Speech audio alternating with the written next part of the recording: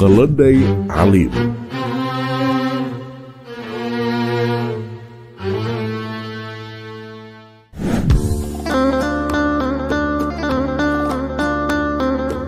Assalamualaikum warahmatullahi wabarakatuh. Semoga semua kebaikan terlimpah kepada kita semua. Amin ya rabbal alamin. Hampir semua tugas yang diperintahkan Baginda Raja kepada Abu Nawas terbilang aneh, bahkan bisa dikatakan mustahil dan tidak masuk akal. Bagaimana tidak? Pernah suatu kali Baginda Raja menugasi Abu Nawas untuk mengajari seekor lembu mengaji. Kala itu Abu Nawas seperti orang yang kesurupan. Lembu itu dihajar dengan cambuk setiap hari, hingga binatang berkaki 4 itu meraung kesakitan. Walhasil Abu Nawas gagal mengajari lembu tersebut mengaji. Namun anehnya Baginda Raja tetap menghadiahkan lembu itu kepadanya. Tentu saja Abu Nawas senang menerima hadiah tersebut. Nah, pada suatu ketika Baginda Raja kembali ingin menguji Abu Nawas. Kali ini Baginda Raja menghadiahkan seekor keledai. Sudah tentu Abu Nawas menerimanya dengan senang hati. Lalu Baginda Raja berkata, "Wahai Abu Nawas, ajarilah keledai ini untuk membaca.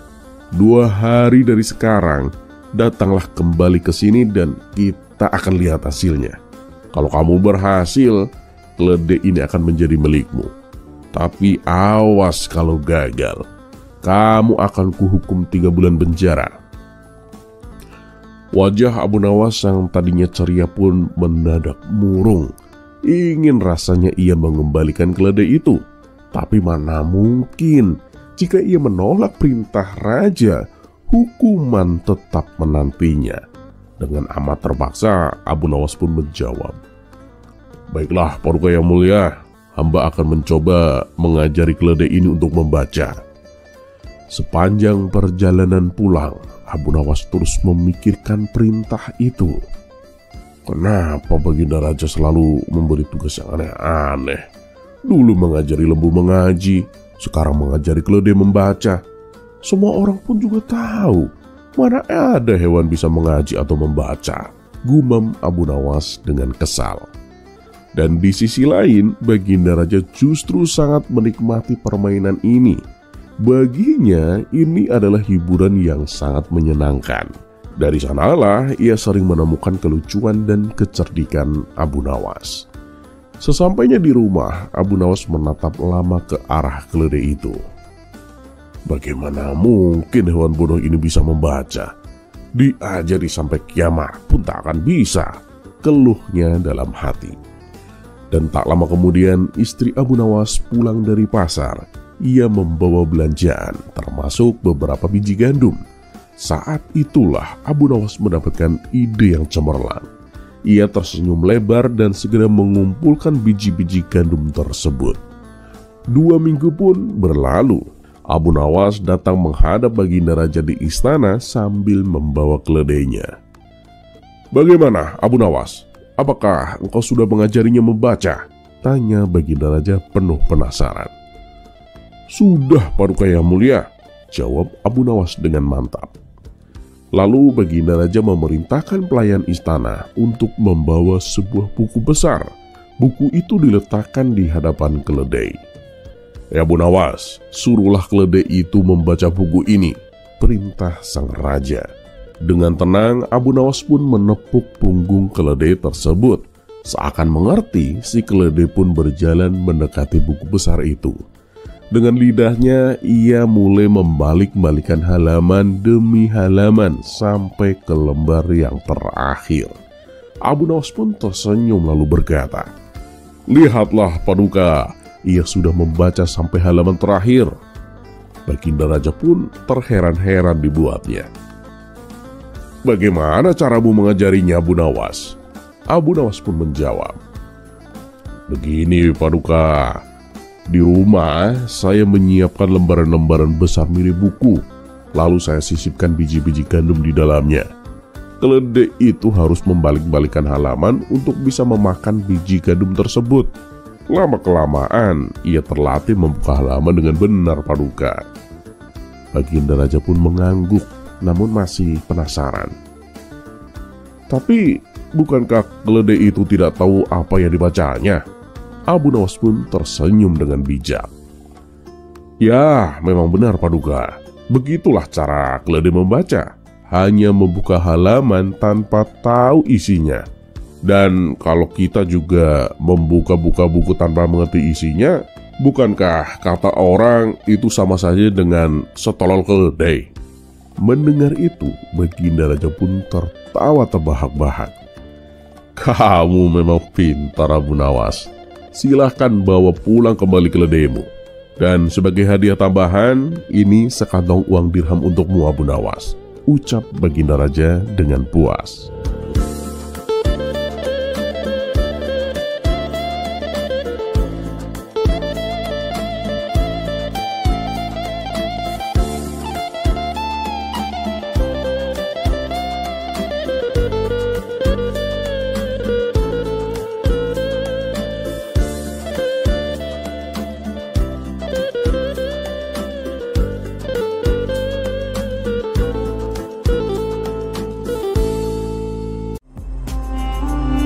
Kisah selanjutnya.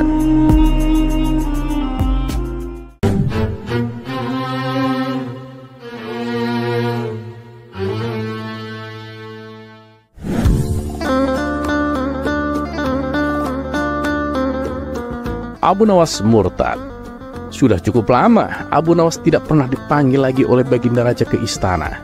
Karena memang itu tak seperti biasanya, maka Abu Nawas merasa perlu untuk mencari cara agar dirinya dipanggil kembali ke istana.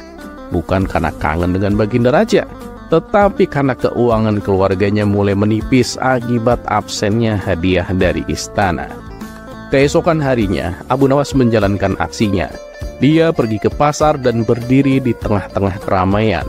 Dengan nada serius, dia berkata kepada orang-orang di sekitarnya, "Hei umat manusia, aku, Abu Nawas, adalah orang yang sangat membenci yang hak, dan aku suka kepada yang fitnah. Aku adalah orang yang lebih kaya daripada Allah." Ucapan kontroversial ini membuat warga terkejut. Abu Nawas yang dikenal sebagai orang yang bijak dan taat, tiba-tiba membuat pernyataan yang sangat tidak sesuai. Warga yang tidak suka mendengar perkataannya segera melaporkannya kepada Baginda Raja. Mendengar pengaduan tersebut, Baginda Raja menjadi geram dan memerintahkan prajuritnya untuk menangkap Abu Nawas.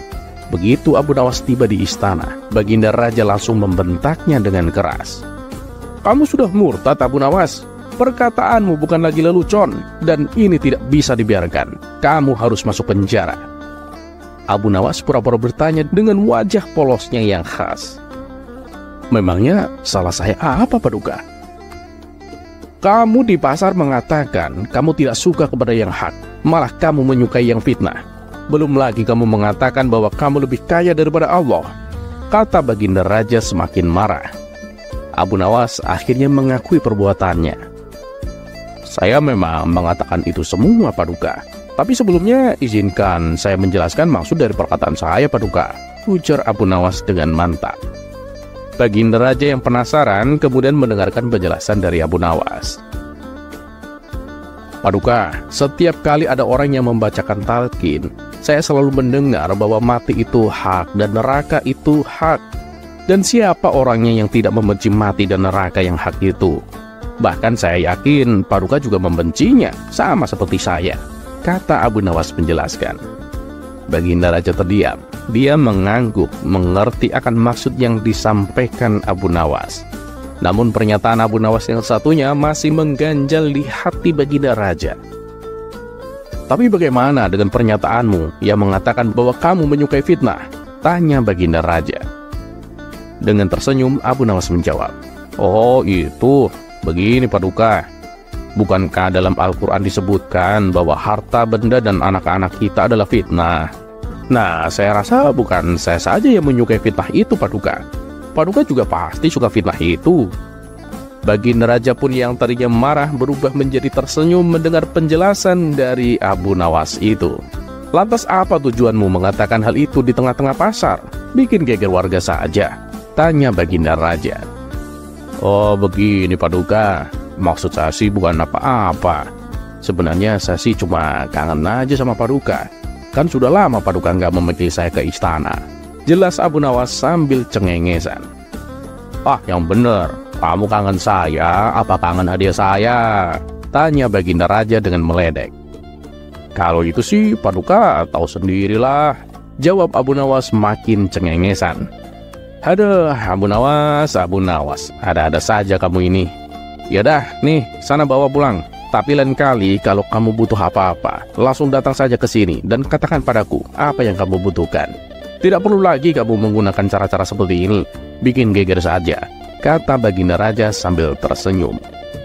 Abu Nawas pun mengucapkan permintaan maaf kepada Baginda Raja dan pulang ke rumahnya sambil membawa hadiah yang lumayan banyak.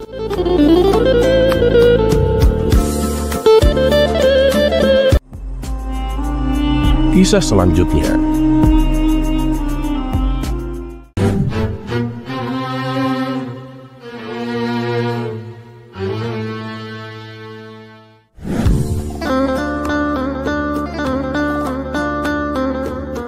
Dikisahkan pada suatu hari Baginda Raja Harun Ar-Rasyid memanggil Abu Nawas ke istana.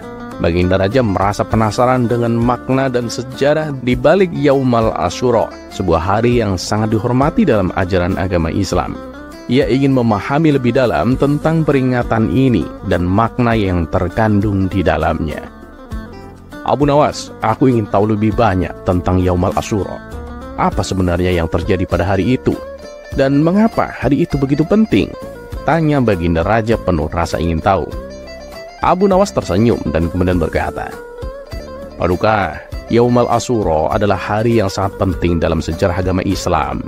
Hari itu diperingati pada tanggal 10 Muharram dan memiliki makna yang sangat mendalam, Paduka. Baginda Raja mengangguk, menunggu penjelasan lebih lanjut dari Abu Nawas. Beberapa peristiwa penting terjadi pada hari itu, Paduka, lanjut Abu Nawas. Salah satu yang paling penting adalah peristiwa terbunuhnya cucu Nabi Muhammad SAW, Sayyidina Husain, yang terjadi di Karbala. Ini adalah peristiwa yang sangat menyedihkan dan mengingatkan kita pada perjuangan melawan ketidakadilan. Baginda Raja merasa terharu dengan cerita tersebut. Jadi peringatan Yaumal Asyura adalah untuk mengenang perjuangan dan pengorbanan Sayyidina Husain, tanya Baginda Raja. Benar itu, Paduka, jawab Abu Nawas dengan mantap. Selain itu ada juga keyakinan bahwa pada hari itu Allah menyelamatkan Nabi Musa dan Fir'aun dengan membelah Laut Merah. Ini menunjukkan kekuasaan Allah dan pentingnya iman dan ketakwaan seseorang, Paduka. Baginda Raja berpikir sejenak kemudian berkata, Abu Nawas, mengapa kita harus mengingat peristiwa-peristiwa ini? Memangnya pelajaran apa yang bisa kita ambil dari Yaumal Asyura? Abu Nawas pun tersenyum dan kemudian menjawab, Paduka, Yaumal Asyura mengajarkan kita banyak hal. Pertama, pentingnya berjuang melawan ketidakadilan seperti yang ditunjukkan oleh Sayyidina Husain. Dan kedua, pentingnya iman dan ketakwaan seseorang kepada Allah seperti yang ditunjukkan oleh Nabi Musa alaihi salam. Dan tentunya pentingnya bersyukur dan mengingat nikmat Allah yang telah Allah berikan kepada kita. Baginda Raja mengangguk setuju, tetapi masih ada satu pertanyaan lagi yang mengganjal di hatinya. Lantas bagaimana, Abu Nawas, cara kita agar bisa mengamalkan pelajaran-pelajaran ini dalam kehidupan kita sehari-hari? Abu Nawas kembali tersenyum dan kemudian menjelaskan, Paduka yang mulia, cara yang terbaik untuk mengamalkan pelajaran dari Yaumal Asyura adalah dengan selalu berusaha berbuat kebaikan, membantu mereka yang membutuhkan, dan tidak pernah takut untuk berdiri melawan ketidakadilan. Kita juga harus selalu mengingat dan bersyukur atas nikmat yang Allah berikan kepada kita. Baginda Raja merasa terinspirasi oleh penjelasan Abu Nawas. Abu Nawas, kamu benar-benar bijak. Aku merasa mendapat pemahaman yang lebih tentang Yaumal Asyura dan maknanya. Abu Nawas kemudian menjawab, Paduka, ilmu dan kebijakan sejati datang dari hati yang tulus dan selalu ingin belajar. Semoga kita semua mengambil hikmah dari peringatan Yaumal Asyura dan mengamalkannya dalam kehidupan kita sehari-hari.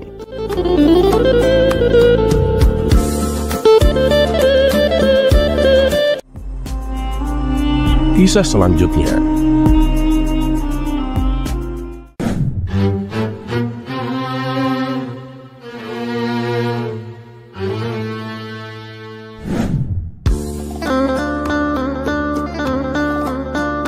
Dikisahkan, suatu hari Baginda Raja mengundang 3 orang ilmuwan yang paling pintar di kota Baghdad. Abu Nawas juga turut serta diundang. Kemudian Baginda Raja bertanya kepada ketiga ilmuwan tersebut, para ilmuwan, kalian sekarang sudah membuat penemuan apa saja? Ilmuwan pertama mengatakan bahwa ia sedang melakukan penelitian membuat benda yang ajaib. Apa nama bendanya itu? Tanya Baginda Raja. Saya belum memberinya nama, Paduka. Tapi yang jelas, dengan penemuan saya, nantinya orang-orang bisa berkomunikasi meskipun jaraknya berjauhan, kata ilmuwan pertama memberitahu. Wah, hebat sekali. Kira-kira kapan benda itu bisa terwujud? Tanya Baginda Raja. Saya akan usahakan secepatnya, Paduka, jawab ilmuwan pertama. Baiklah, lalu bagaimana denganmu? Tanya Baginda Raja kepada ilmuwan kedua. Saya sedang melakukan penelitian membuat benda yang tak kalah ajaibnya, Paduka, jawab ilmuwan kedua. Apa nama benda yang kau teliti itu? Tanya Baginda Raja.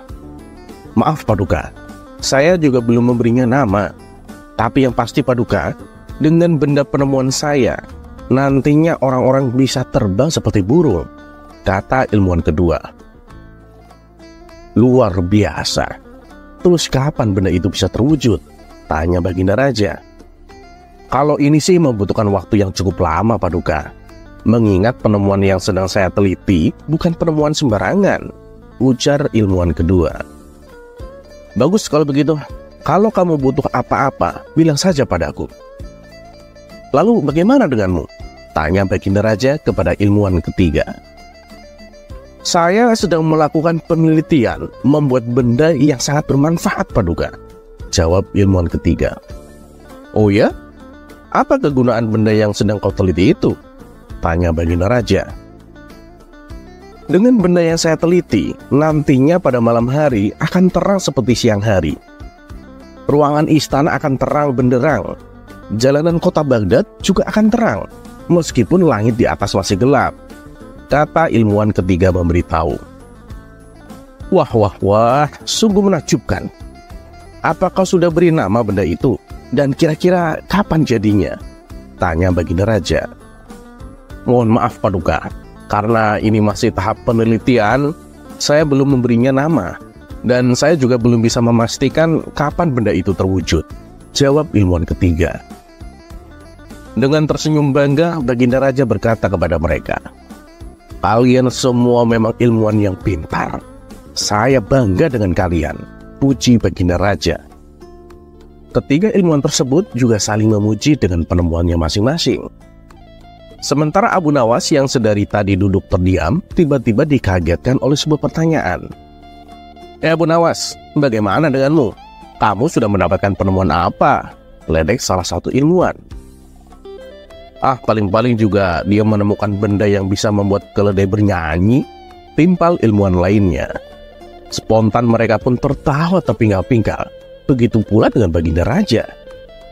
Merasa dirinya dipermalukan, Abu Nawas segera mengeluarkan jurus jitunya. Penemuan kalian itu nggak ada apa-apanya bila dibandingkan dengan penemuanku, kata Abu Nawas. Oh iya? Apa itu? Ledek mereka sambil tertawa. Aku bisa menciptakan sebuah benda yang ajaib, di mana dengan benda tersebut orang-orang bisa berjalan menembus dinding. Bahkan bukan hanya menembus dinding, tapi juga bisa menembus besi dan kaca, tutur Abu Nawas. Seketika ketiga ilmuwan tersebut terkejut mendengarnya. Mana mungkin, itu sangat mustahil. Dan kami juga tak pernah melihat kamu melakukan sebuah penelitian, kata mereka. Dengar ya, penemuan saya itu nggak perlu penelitian. Bahkan saya bisa membuatnya sekarang. Tidak seperti kalian, disuruh membuktikannya tapi tidak bisa. Alasannya masih penelitian lah, penemuan langka lah. Apa itu? Ujar Abu Nawas. Baginda Raja pun merasa penasaran dengan penemuan Abu Nawas. Benar Abu Nawas, kau nggak bohong kan? Tanya Baginda Raja. Benar Paduka yang mulia, jawab Abu Nawas dengan nada serius. Adapun ketiga orang ilmuwan tadi juga penasaran dengan penemuan Abu Nawas. Mereka pun lalu bertanya, "Kamu yakin bisa menciptakan benda yang bisa membuat orang menembus dinding dan besi?" Dengan penuh percaya diri, Abu Nawas menjawab, "Ya bisa lah, nggak percaya? Akan kubuktikan sekarang juga," jawab Abu Nawas. Semakin kagumlah mereka mendengarnya. "Luar biasa. Apa nama benda penemuanmu itu?" tanya mereka kembali. "Nama bendanya adalah pintu," jawab Abu Nawas cengengesan. Spontan Baginda Raja tertawa terpinggal-pinggal mendengarnya. "Kurang ajar, kita dikerjai Abu Nawas," kata mereka dengan nada kesal. Tawa Baginda Raja pun semakin keras melihat reaksi ketiga orang ilmuwan tersebut. Dan dengan masih tertawa, Baginda Raja berkata, "Kalian boleh lebih pintar daripada Abu Nawas, tapi ketahuilah, kalian gak akan bisa mengalahkan akal cerdiknya."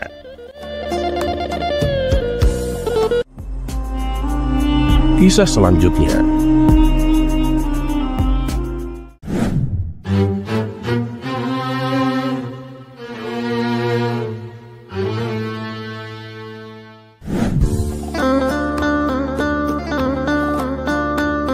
Dikisahkan, suatu ketika ada seorang yang buta huruf datang kepada Abu Nawas dengan membawa sepucuk surat yang telah diterimanya. Orang buta huruf itu meminta Abu Nawas untuk membacakannya. Abu Nawas mengambil surat tersebut dan melihatnya.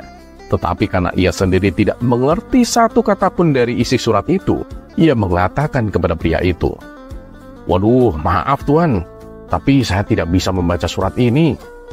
Mendapati Abu Nawas tidak mau membacakan surat itu, ia pun marah. Dengan emosi ia berkata, Payah kamu Abu Nawas, baca surat aja nggak bisa kamu. Nggak mau sama sorban yang kamu pakai itu."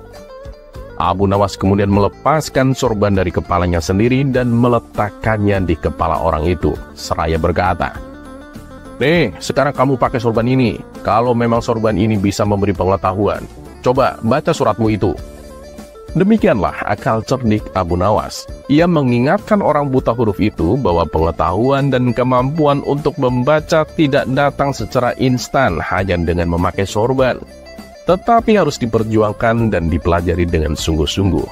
Apapun itu, kamu harus berjuang dan bersungguh-sungguh.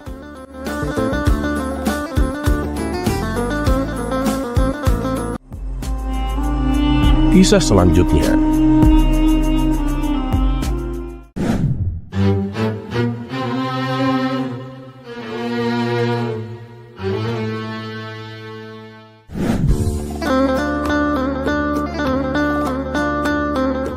Pada suatu sore, Abu Jahil duduk termenung di bawah pohon sambil memandangi seekor kucing yang asik mengejar ekornya sendiri. Wajahnya tampak sangat serius, seperti seorang filsuf yang sedang memikirkan makna kehidupan. Melihat sahabatnya yang seperti itu, Abu Nawas pun mendekat dan bertanya, "Abu Jahil, kenapa kamu duduk termenung seperti kura-kura kehilangan cangkangnya?" Abu Jahil pun menghela nafas panjang. "Abu Nawas, aku sedang memikirkan sesuatu yang sangat penting." "Oh, pasti menarik ini," kata Abu Nawas sambil duduk di sebelahnya. "Katakan, apa yang mengganggumu kali ini?" Abu Jahil pun menunjuk kucing itu dan berkata, "Kenapa hewan seperti kucing tidak diciptakan memiliki pikiran seperti manusia ya? Bayangkan, jika kucing bisa berpikir seperti kita, mungkin mereka bisa membantu kita memasak atau bekerja." Abu Nawas pun tertawa kecil mendengar hal itu. Pertanyaan bagus Abu Jahil. Tapi sebelum aku menjawab, mari kita bayangkan sejenak apa yang akan terjadi kalau hewan memiliki pikiran seperti manusia. Abu Nawas pun kemudian menunjuk kucing yang sedang mengeong meminta makan. Coba pikirkan, jika kucing memiliki pikiran seperti manusia, apa yang akan terjadi saat kamu memberinya makanan? Abu Jahil pun mengangkat bahu. Mungkin dia akan berterima kasih dan memakannya. Abu Nawas pun menggeleng sambil tersenyum. Tidak Abu Jahil, kucing itu pasti akan berkata, "Kenapa kamu hanya memberiku ikan? Mana nasi, saus, dan sayurnya? Aku ingin makan lengkap seperti manusia." Nah, jika kamu tidak memberinya makanan sesuai selera, dia mungkin akan melaporkanmu ke pengadilan hewan. Orang-orang yang mendengar percakapan itu pun mulai tertawa. Abu Jahil meskipun malu tetap penasaran. Tapi bukankah lebih baik jika hewan itu membantu kita? Bayangkan jika sapi bisa berpikir, mungkin mereka akan membajak sawah sendiri. Abu Nawas pun tertawa lebih keras. Kamu lupa satu hal, Abu Jahil. Kalau sapi bisa berpikir seperti manusia, mereka mungkin akan berkata, kenapa aku harus bekerja keras membajak sawah? Bukankah aku juga punya hak untuk bersantai dan liburan? Nah, bahkan mereka mungkin akan berdemo di depan rumahmu untuk menuntut gaji dan hari libur. Abu Jahil pun mulai terbayang dengan adegan lucu itu dan ikut tertawa. Tapi kenapa Tuhan tidak menciptakan hewan seperti manusia, Abu Nawas? Apa alasannya? Abu Nawas pun tersenyum bijak. Karena Tuhan menciptakan setiap makhluk dengan tugas dan perannya masing-masing, Abu Jahil. Manusia diberi pikiran untuk berpikir dan memimpin, sementara hewan diberi naluri agar mereka bisa hidup sesuai alamnya. Kalau semua makhluk berpikir seperti manusia, dunia ini akan kacau. Bayangkan jika burung Raja Wali berhenti berburu dan berkata, aku mau jadi koki. Siapa yang akan menjaga keseimbangan alam ini? Abu Jahil pun mengangguk-ngangguk, akhirnya memahami. Jadi Tuhan menciptakan kita berbeda-beda agar kita bisa saling melengkapi, ya? Tepat sekali, Abu Jahil, kata Abu Nawas sambil menepuk pundaknya. Hewan dengan nalurinya, manusia dengan pikirannya. Jangan pernah meremehkan peran mereka, karena tanpa hewan kita juga tidak bisa hidup dengan nyaman. Abu Jahil pun tersenyum dan memandang kucing itu lagi. Aku jadi bersyukur kucing tidak berpikir seperti manusia. Kalau tidak, mungkin dia sudah memintaku untuk masak ikan bakar untuk makan malamnya. Mereka berdua pun tertawa terbahak-bahak, sementara kucing itu tetap mengejar ekornya, sama sekali tidak peduli dengan perdebatan manusia.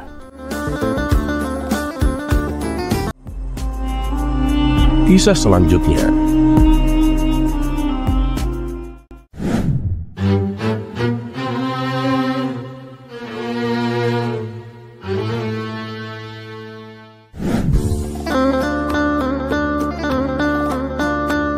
Di sebuah desa tinggal seorang pria yang terkenal sebagai orang paling pemarah di seluruh negeri.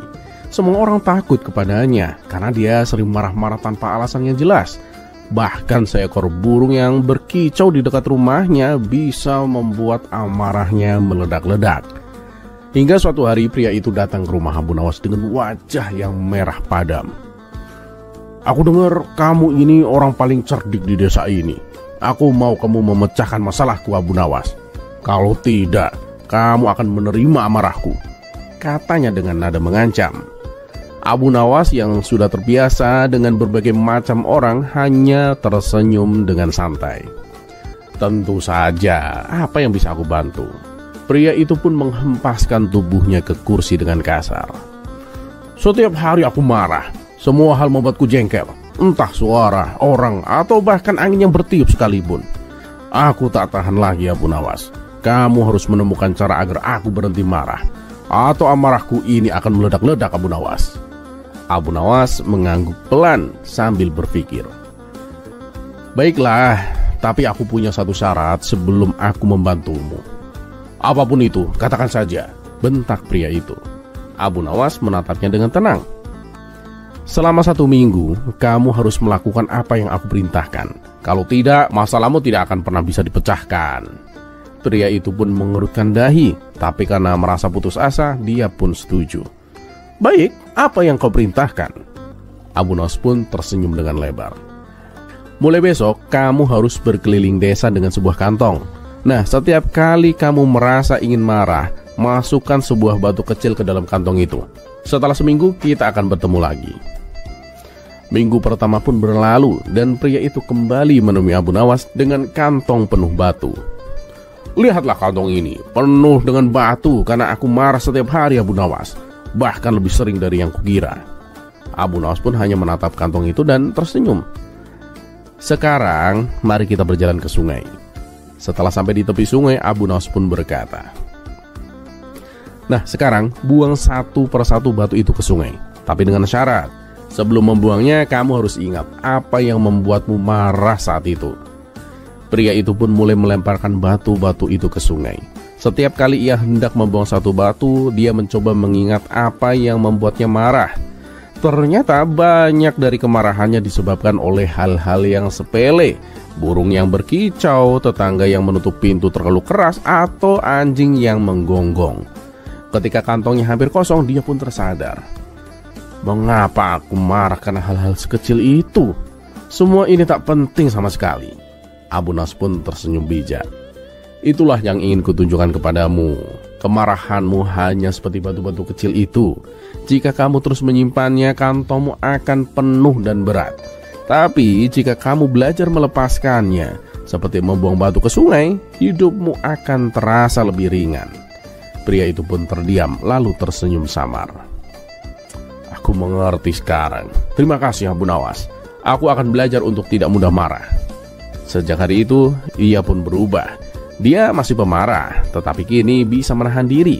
Setiap kali merasa marah, dia akan mengingat nasihat Abu Nawas dan membayangkan batu kecil yang harus dibuangnya ke sungai. Dan setiap kali Abu Nawas melihatnya, Abu Nawas hanya tersenyum dan berkata, "Semoga kantongmu tetap ringan, sahabatku."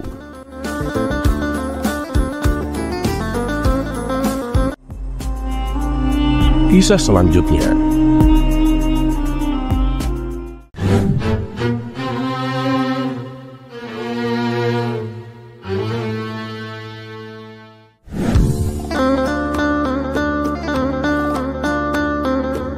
Sore itu, Abu Nawas tampak kebingungan. Pasalnya ia kembali kehilangan keledainya.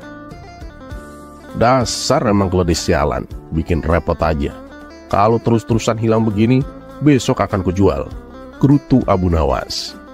Kemudian ia pun berkeliling kampung untuk mencari keledainya yang kabur itu. Namun setelah ia berjalan ke sana kemari, keledainya masih belum juga ditemukan. Karena sudah merasa lelah, ia memutuskan untuk beristirahat sebentar di depan rumah salah satu warga. Ternyata di rumah tersebut ada sepasang kekasih yang sedang dilanda asmara. Sayup-sayup Abu Nawas mendengar rayuan si lelaki kepada kekasihnya. "Wahai pujaan hatiku, engkau adalah segalanya bagiku.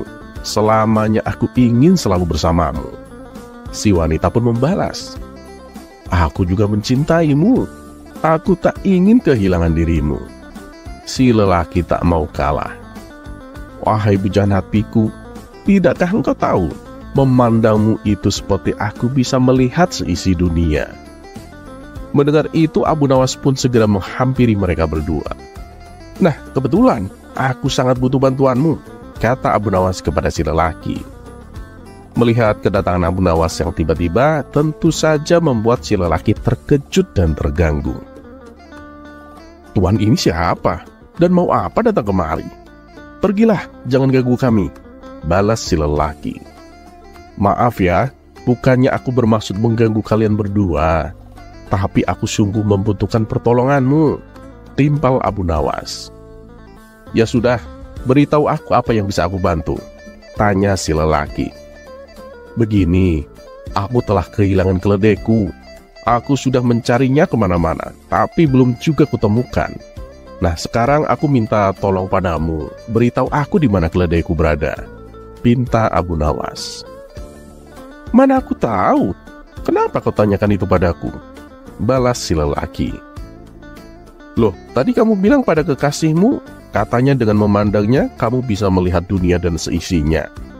Makanya aku yakin kamu pasti tahu di mana keledaiku. Karena hilangnya kan masih berada di dunia ini," timpal Abu Nawas. Si pemuda menjadi emosi dengan perkataan Abu Nawas ini. "Ngapain juga kamu mengurusi pembicaraanku? Urusi saja keledaimu yang hilang itu," bentak si lelaki. "Jadi kamu gak tahu di mana keledaiku?" tanya Abu Nawas. "Aku gak tahu dan gak mau tahu. Sekarang pergilah, jangan ganggu kami," jawab si pemuda. "Masih muda tapi suka berbohong. Bagaimana nanti tuanya?" balas Abu Nawas. Nona, jangan percaya sama ucapannya itu. Dia itu pembohong," kata Abu Nawas kepada si wanita. Spontan si lelaki bertambah emosi. "Apa maksudmu? Siapa yang pembohong?" ucap si lelaki tidak terima. "Katanya kamu bisa melihat dunia dan seisinya. Keledaiku aja kamu tidak tahu. Bohong berarti kamu, jelas Abu Nawas sambil ngeloyor pergi.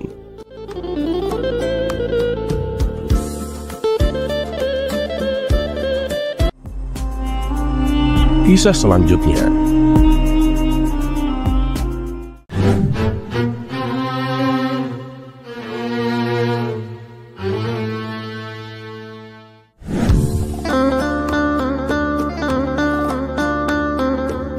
Sudah berhari-hari Baginda Raja merenung, bukan karena suatu masalah yang besar, tapi hanya karena sebuah teka-teki yang ia dapat dari kawannya, yaitu Raja Negeri Seberang. Tak ingin berlarut-larut memikirkannya, akhirnya Baginda Raja memanggil Abu Nawas untuk memecahkan teka-teki itu yang selama ini membuatnya pusing. Dan singkat cerita, datanglah Abu Nawas menghadap. Tanpa basa-basi, Baginda Raja langsung berkata, "Abu Nawas, aku memanggilmu ke sini karena aku sudah tak tahu harus berbuat apa lagi. Ada teka-teki yang selama ini menggoda pikiranku, Abu Nawas. Berhari-hari sudah aku mencari jawabannya, tapi semuanya sia-sia. Nah, aku butuh kamu untuk mencari jawabannya, Abu Nawas." Abu Nawas pun membalas, "Oh, siap Paduka Yang Mulia. Langsung saja Paduka, apa teka-tekinya?" Baginda Raja lalu kembali berkata, "Aku harap kamu langsung bisa menemukan jawabannya, Abu Nawas. Begini teka-tekinya. Di manakah sebenarnya batas jagat raya ciptaan Tuhan kita?"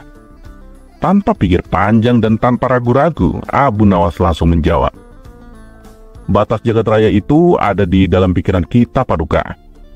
Kemudian Abu Nawas menjelaskan lebih rinci. Ketika keterbatasan itu ada karena adanya keterbatasan. Dan keterbatasan itu ditanamkan oleh Tuhan di dalam otak manusia. Maka dari itu, manusia tidak akan pernah tahu di mana batas jagat raya ini.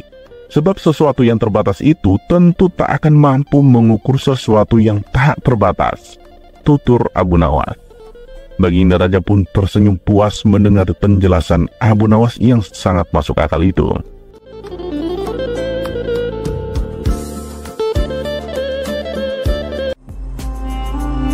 Kisah selanjutnya.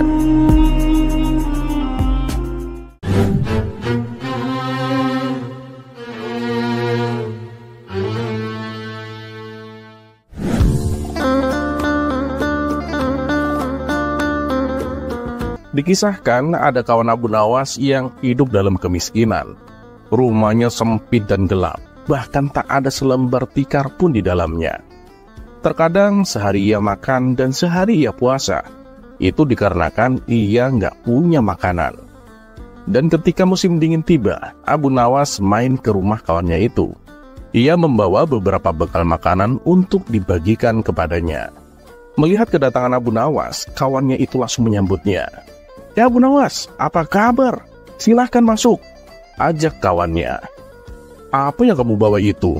Gak perlu repot-repot begitulah Abu Nawas," tanya kawannya melanjutkan. "Oh ini, aku bawa beberapa potong roti untukmu," jawab Abu Nawas. "Terima kasih Abu Nawas. Ya memang sih dari kemarin aku belum makan. Alhamdulillah kamu datang membawa makanan," balas kawannya penuh bahagia. "Duduknya di teras depan rumah aja yuk, biar enak ngobrolnya," kata Abu Nawas. Mereka berdua pun lalu ngobrol panjang lebar sambil diselingi canda tawa. "Oh iya kawan, ngomong-ngomong kenapa kamu gak kerja? Biar kamu punya penghidupan yang lebih layak gitu loh. Mau kamu terus-terusan tinggal di gubuk seperti ini? Udah kecil, sempit, gelap lagi," tutur Abu Nawas. "Ya bukannya aku gak mau kerja Abu Nawas. Aku tuh udah berusaha kesana kemari mencari pekerjaan, tapi belum juga aku mendapatkannya," sahut kawannya. "Nah kebetulan aku ada kawan yang lagi butuh tenaga kerja. Kalau kamu mau, aku bisa mengantarkanmu kepadanya," kata Abu Nawas. "Wah ya maulah Abu Nawas. Kapan kita ke sana? Dan kira-kira kerjanya nanti ngapain Abu Nawas?" tanya kawannya. "Kerjanya nanti menjaga kebun kurma. Katanya sih sebentar lagi akan panen. Jadi sekalian kamu bantu dia menjual hasil kurmanya," jawab Abu Nawas. Mendengar kabar yang menggembirakan itu, kawan Abu Nawas ini tak henti-hentinya mengucapkan rasa syukur. Di tengah-tengah rasa bahagianya, tiba-tiba lewat rombongan orang yang sedang mengusung jenazah untuk diantar ke pemakaman. Di antara para pelayat ada salah satu wanita yang terus menangis. Rupanya dia adalah istri dari jenazah yang akan dimakamkan itu. Di dalam tangisannya ia terus-menerus menjerit. "Suamiku, mengapa kau tinggalkan aku begitu cepat? Kamu pergi ke tempat yang sempit dan gelap, tanpa cahaya, tanpa api, dan tanpa makanan. Bahkan tak ada selembar tikar pun di dalamnya. Aku tak tega melepaskanmu." Mendengar jeritan wanita tersebut, Abu Nawas bergegas mengajak kawannya untuk masuk ke dalam rumah. "Cepat masuk kawan, kunci pintu dan jendelanya," perintah Abu Nawas. Dengan penuh keheranan, kawannya itu menuruti perkataan Abu Nawas. Ia mengunci pintu dan jendela dengan rapat-rapat. "Sebenarnya ada apa, Abu Nawas? Kamu jangan membuatku takut begitu tanya kawannya. "Apa kamu gak dengar tadi? Si wanita itu sedang ngomongin rumahmu.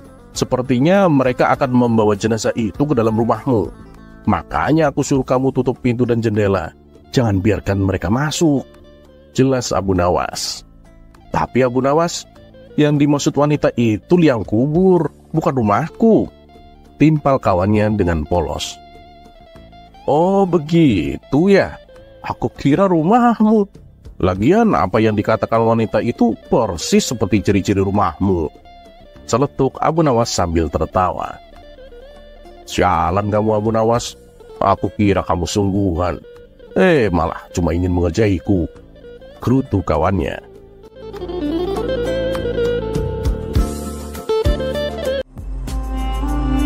Kisah selanjutnya.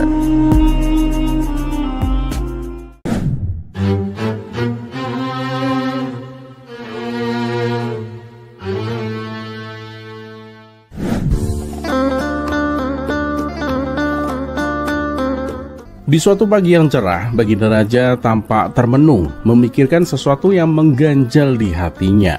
Penasihat istana yang melihat raut murung rajanya itu menghampiri dan kemudian bertanya, "Paduka yang mulia, apa yang sedang Paduka pikirkan? Kenapa Paduka terlihat murung begitu?"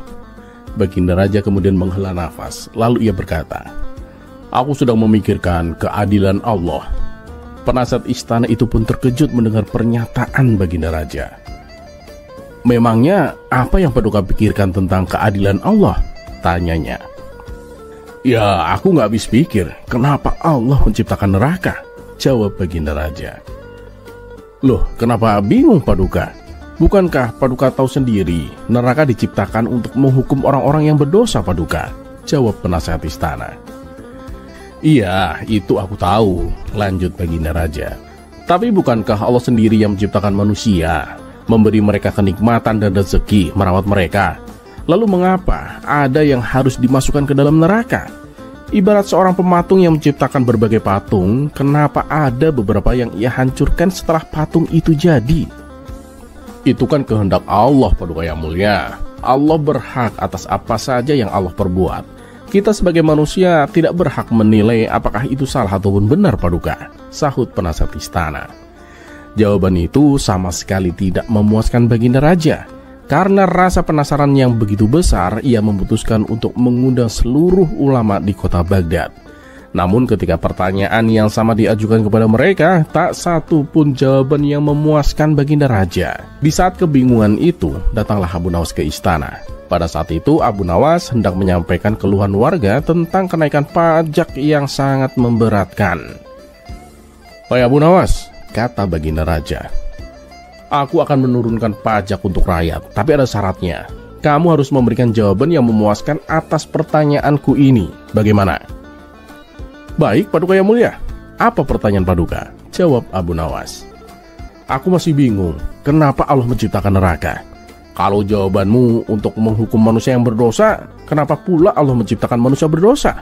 Bukankah manusia adalah makhluk sempurna ciptaan Allah? Lalu setelah diberi rizki dan kenikmatan, mengapa sebagian akhirnya dimasukkan ke neraka?"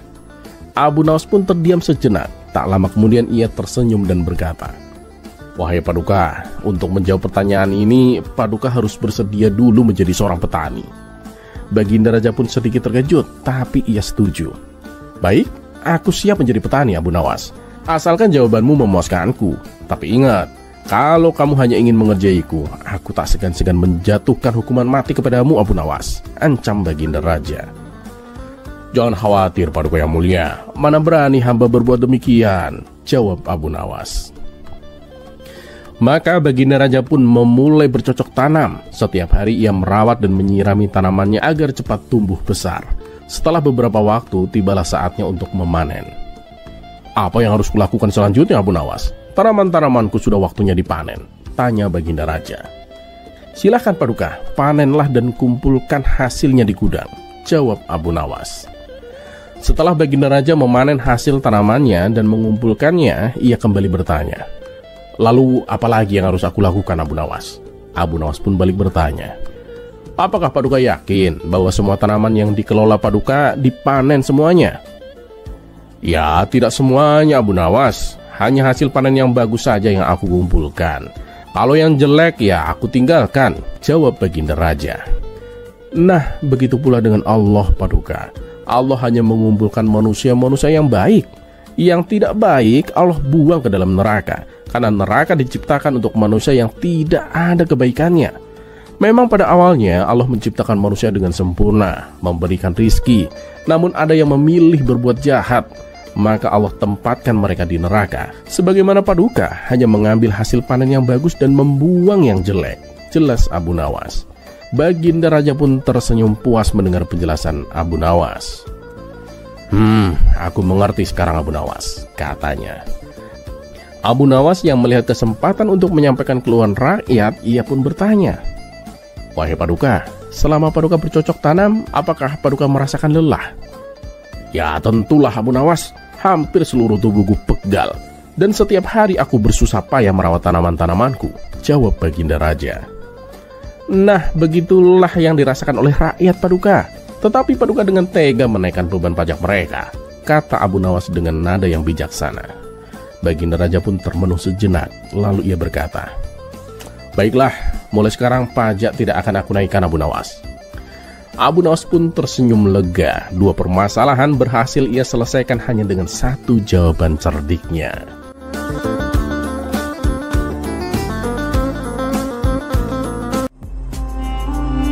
Kisah selanjutnya.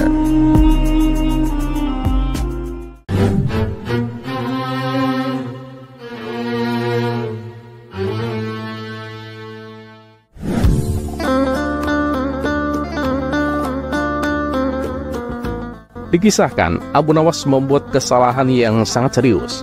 Ia sering datang ke berbagai tempat dan menyampaikan khotbah yang sama, di mana ia selalu menyebut bahwa para ulama sebagai orang yang bodoh. Khotbah ini dianggap mengganggu ketertiban masyarakat karena telah mencela para ulama. Akibat perbuatannya itu, para ulama sepakat mengadukannya kepada Baginda Raja dan meminta supaya Abu Nawas diadili. Di dalam ruang sidang, sudah berkumpul beberapa ulama kota Baghdad yang menuntut agar Abu Nawas dihukum. Baginda Raja memulai sidang dengan bertanya, Abu Nawas, apa benar kamu telah menuduh dan menebar fitnah bahwa para ahli ilmu adalah orang yang bodoh? Ya, benar Paduka yang mulia, jawab Abu Nawas dengan singkat. Lalu apa alasanmu berbuat demikian? Tanya Baginda Raja lagi. Mohon maaf Paduka, sebelum menjawabnya, izinkan terlebih dahulu hamba meminta beberapa kertas dan pena, lalu bagikan kepada semua para ahli ilmu yang ada di dalam ruangan ini, pinta Abu Nawas. Baginda Raja pun mengabulkan permintaan Abu Nawas dan menyuruh pengawal untuk mempersiapkannya. Dan setelah masing-masing ulama mendapatkan kertas dan pena, Abu Nawas kemudian berkata, baiklah para ulama yang agung, aku meminta kepada kalian semua untuk menulis jawaban pada kertas dari pertanyaan saya. Apa yang dimaksud dengan roti? Mendengar pertanyaan tersebut, salah satu ulama berkata, apa maksud dari pertanyaanmu itu? Kamu jangan main-main Abu Nawas. Ini tidak ada kaitannya dengan kasusmu. Sudah, dijawab saja. Nanti kamu juga akan tahu, balas Abu Nawas. Para ulama itu pun menuliskan jawabannya masing-masing pada kertas tersebut, lalu dikumpulkan kepada Baginda Raja. Baginda Raja membaca satu demi satu kertas yang berisi jawaban. Jawaban para ulama ternyata bikin geleng-geleng kepala. Ulama pertama menjawab, roti adalah sebuah makanan. Ulama kedua, roti adalah karunia dari Tuhan. Ulama ketiga, roti adalah terigu yang sudah dimasak. Sedangkan ulama yang keempat, roti adalah makanan yang bergizi. Intinya, masing-masing ulama mempunyai jawaban yang berbeda-beda tergantung pemaknaan mereka akan sebuah roti. Setelah membaca semua jawaban itu, Abu Nawas berkata kepada Baginda Raja dan semua ulama yang ada di dalam ruangan sidang, "Kalian semua itu adalah para ahli ilmu, tapi tidak ada satupun yang mempunyai jawaban yang sama tentang sebuah roti. Wahai Paduka, jika sebuah roti saja jawaban mereka tidak ada yang sama, apakah mereka berhak menentukan khotbahku itu benar atau salah? Nah, inilah maksudku, bahwa mereka para ahli ilmu adalah orang-orang yang bodoh, Paduka. Bagaimana bisa Paduka mempercayakan keputusan atau penilaian kepada orang-orang seperti mereka? Bukankah terasa lucu, mereka tidak ada yang sepakat, bahkan untuk sesuatu yang dimakan setiap hari? Tapi anehnya, mereka dengan mudahnya sepakat menilai kalau khotbahku adalah salah." Mendengar hal itu, Baginda Raja justru menjadi kagum dengan cara berpikir Abu Nawas yang lantas dibebaskan dari hukuman. Dan memang kita sebagai seorang muslim sudah barang tentu mendapatkan berbagai macam dinamika-dinamika dalam kehidupan. Dalam menentukan sesuatu itu benar ataupun salah, kita perlu hati-hati, kita perlu introspeksi diri.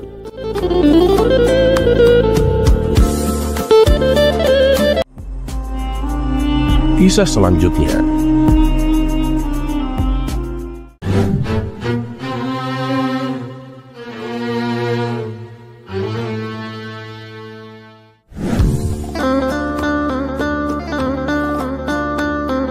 Dikisahkan ada seorang lelaki yang ingin menyewa keledai milik Abu Jahil. Keledai tersebut akan digunakan sebagai kendaraan untuk perjalanannya menuju kota. Dan secara kebetulan, Abu Jahil juga mempunyai tujuan yang sama, yaitu ke kota. "Baiklah kawan, aku sewakan satu keledai milikku. Aku akan naik keledaiku yang lain aja. Dan sekalian, kita bisa pergi bersama-sama," kata Abu Jahil. "Berapa harga sewanya?" tanya si lelaki. "Ya 5 dinar lah, kurasa itu harga yang wajar," jawab Abu Jahil. Si lelaki pun setuju dan langsung membayarnya. Maka berangkatlah keduanya menuju kota. Di tengah perjalanan, lelaki tersebut mengajak Abu Jahil untuk beristirahat sebentar. Karena saat itu terik sinar matahari sangat panas, si lelaki duduk di bawah naungan keledai yang disewanya. Melihat hal itu, timbul sifat serakah pada diri Abu Jahil. Ia pun lalu memberitahu kepada si lelaki bahwa bayangan keledai yang menaunginya belum termasuk dalam sewa, dan si lelaki harus membayar biaya tambahan untuk itu. Tentu saja si lelaki tak terima dan tak mau membayarnya. Akhirnya terjadilah pertengkaran antara keduanya. Karena tak ada yang mau mengalah, pertengkaran pun semakin memanas. "Yadah, gini aja, kita selesaikan masalah ini di pengadilan," tantang Abu Jahil. "Ayo, siapa takut?" balas si lelaki. Dan singkat cerita, sampailah keduanya di ruang pengadilan. Di hadapan Tuan Hakim, Abu Jahil berkata, "Yang mulia Tuan Hakim, orang ini kan menyewa keledai saya. Dia hanya menyewa tubuhnya, bukan bayangannya. Jadi jika dia ingin menggunakan bayangan keledai itu, dia harus membayar biaya tambahan. Tapi dia malah menolaknya, Tuan Hakim." Mendengar aduan Abu Jahil itu, Tuan Hakim agak terkejut dan heran. Sebab ini adalah perkara aneh yang belum pernah ia dengar. Tapi sebagai hakim yang bijak, ia tetap meladeninya dengan adil. "Emang benar begitu?" tanya Tuan Hakim kepada si lelaki. "Benar ya mulia, saya memang menyewa keledainya. Tapi bayangan yang saya gunakan kan juga berasal dari keledai tersebut. Lalu kenapa saya harus membayar?" ujar si lelaki.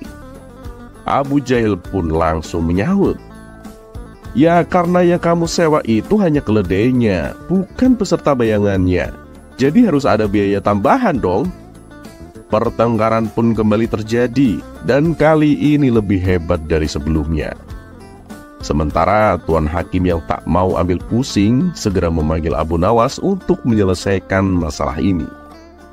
Ketika Abu Nawas sudah datang, ia lalu diberitahu oleh Tuan Hakim pokok permasalahan yang sedang diributkan. Kemudian Abu Nawas berkata kepada keduanya, "Baiklah, aku akan memberikan keputusan yang adil terkait masalah yang menimpa kalian. Abu Jahil, gugatanmu untuk meminta biaya tambahan itu sudah benar. Karena orang ini kan hanya menyewa keledaimu, bukan beserta bayangannya. Sekarang beritahu aku, berapa biaya tambahan yang kau inginkan?" tanya Abu Nawas. "Sama seperti harga sewa keledai lah, 5 dinar, jawab Abu Jahil. "Dan kamu, sekarang keluarkan uang 5 dinarmu, perintah Abu Nawas kepada si lelaki. "Tapi Tuan, ini hanya sisa uang yang aku miliki. Kalau aku memberikannya, besok anak dan istriku akan makan apa?" kata si lelaki menahan tangisnya. "Sudah, turuti saja perintahku," tegas Abu Nawas. Akhirnya dengan terpaksa, si lelaki mengeluarkan uang 5 dinar dan menyerahkannya kepada Abu Nawas. "Abu Jahil, sekarang ikut aku. Kita serah terima uang sewa bayangannya di luar," ajak Abu Nawas. Ketika keduanya sudah di luar ruangan, Abu Nawas sengaja mengarahkan uang tersebut agar terkena sinar matahari. "Nah, kau lihat itu Abu Jahil, silahkan kamu ambil bayangan itu sebagai biaya tambahannya," kata Abu Nawas. "Loh, kok gitu? Yang aku minta uang aslinya lah." "Dengar Abu Jahil, sewa keledai itu dibayar pakai uang asli.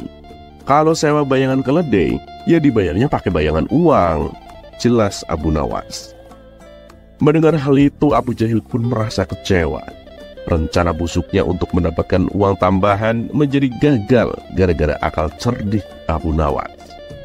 Sementara si lelaki yang tadinya bersedih kini menjadi ceria karena uang 5 dinarnya bisa kembali.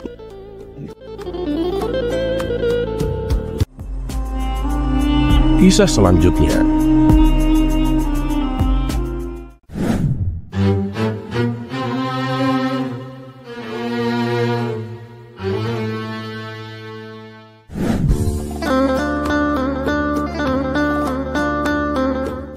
Pada suatu hari, Baginda Raja Harun Ar-Rasyid mendengar kisah tentang celana cingkrang yang sedang menjadi tren di kalangan masyarakat saat ini. Celana ini dipakai dengan alasan agar lebih mudah bergerak dan lebih religius. Baginda Raja yang penasaran kemudian langsung memanggil Abu Nawas untuk berdiskusi tentang hal ini. "Abu Nawas, sebenarnya sudah lama aku ingin menanyakan hal ini kepadamu. Tapi ya sudahlah.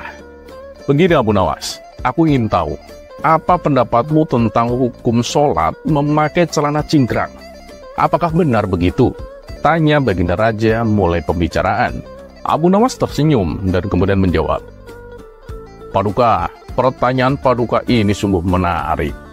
Tentang celana cingkrang ini memang sudah menjadi bahan perbincangan di mana-mana Paduka. Ada yang setuju, bahkan ada juga yang menghujatnya. Ya, mereka mempunyai alasan masing-masing lah Paduka. Yang setuju mengatakan bahwa celana cingkrang ini adalah sunnah Rasul dan ada perintahnya. Salah satunya di hadis riwayat Muslim nomor 5574 yang meriwayatkan bahwa Nabi bersabda, yang artinya Allah tidak akan melihat kepada orang yang menyeret pakaiannya dalam keadaan sombong. Tapi sebagian orang juga menafsirkan, yang penting kan tidak sombong. Mau cingkrang, mau di bawah mata kaki, asal tidak sombong ya boleh-boleh saja, jelas Abu Nawas. Nah, itu dia Abu Nawas. Ada yang mengatakan boleh, ada yang mengatakan tidak. Dan ya betul, mereka memang ada pembelaannya masing-masing. Kalau begini bagaimana dong Abu Nawas? Kita ngikut yang mana Abu Nawas? Tanya Baginda Raja. Ya, kalau menurut hemat saya sih, sah atau tidaknya sholat seseorang tidak bergantung pada panjang atau pendeknya celana Paduka, jelas Abu Nawas. Baginda Raja pun langsung menyela. Lalu menurutmu apa yang menjadi tolak ukur sahnya sholat Abu Nawas? Abu Nawas tersenyum dan kemudian menjawab dengan bijaksana. Yang penting adalah kebersihan dan keikhlasan hati Paduka. Saya yakin kita semua sepaham tentang bagaimana mungkin Tuhan akan memperdulikan panjang pendeknya celana kita, sementara kita masih bermasalah dengan keikhlasan hati ketika kita sedang beribadah.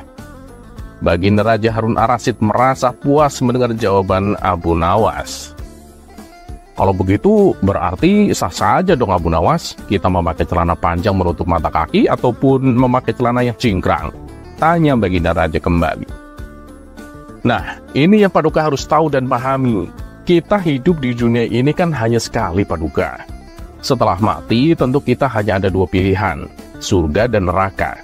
Semua orang tahu bahwa neraka adalah akibat dari dosa yang kita lakukan di dunia, dari kita melakukan perbuatan tercela, ataupun kita mengerjakan larangan agama, larangan Allah Rasul. Nah, kalau hemat saya tentang dosa ini, sebagai orang awam, saya tidak mau berspekulasi Paduka. Saya lebih mengikuti dan mengerjakan sesuatu yang pasti, daripada sesuatu itu yang abu-abu dan menjadi perdebatan. Apa susahnya kita memakai celana di atas mata kaki Paduka? Dan itu memang benar, tidak ada satu larangan apapun tentang memakai celana cingkrang. Dan untuk yang memakai celana di bawah mata kaki ya silakan saja, atau punya dalil alasan masing-masing. Tapi yang perlu dipahami, celana di bawah mata kaki itu kan masih menjadi perdebatan sampai saat ini.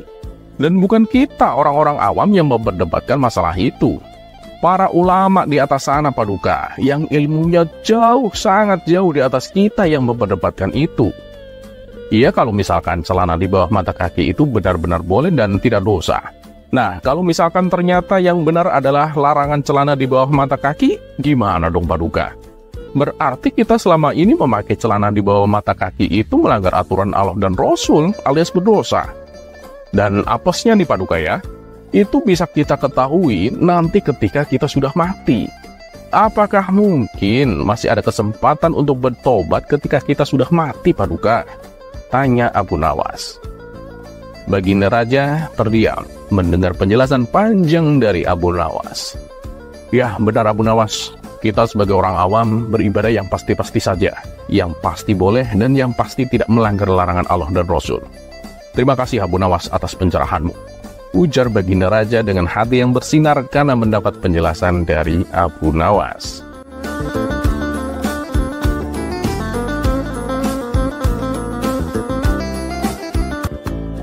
Terlepas apakah cerita ini adalah cerita fiksi atau kenyataan, karena hikmah adalah barang hilang seorang muslim. Di mana ia menemukannya, maka ia berhak mengambilnya.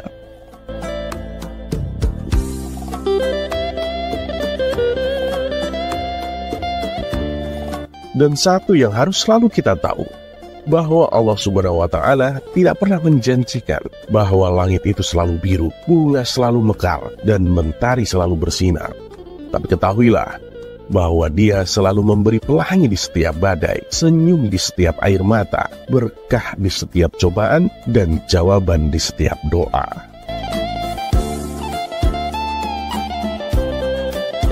Dan seperti biasa, terima kasih. Wassalamualaikum warahmatullahi wabarakatuh.